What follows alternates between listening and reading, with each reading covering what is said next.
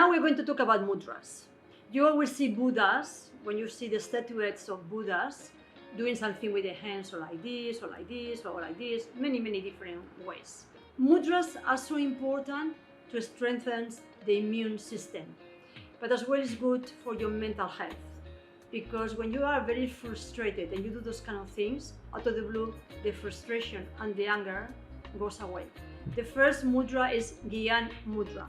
It is very common and you will see probably everywhere is this mudra.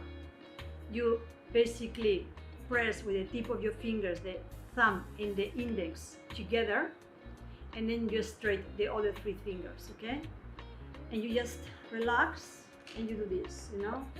And when you do this, it's basically to concentrate. It's mostly to concentrate. And it's very usual to do this at the end of a yoga class when you are lying down and relaxing. The second mudra is the Buddhi Mudra. The Buddhi Mudra is for mental clarity.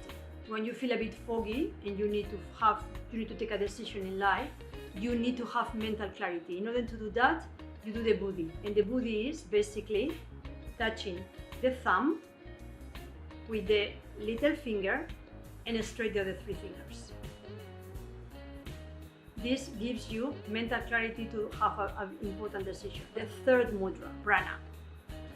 The third mudra basically is touching the tip of your thumb with the ring finger and the little finger together, and then straight the other fingers, okay?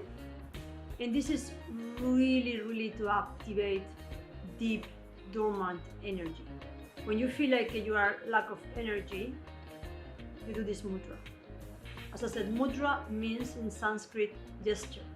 It's making a gesture, but they have meaning, and it's like activating points in your body. And the last mudra is called Dhyana with Y. Dhyana with Y. Dhyana is to stimulate the deeper concentration.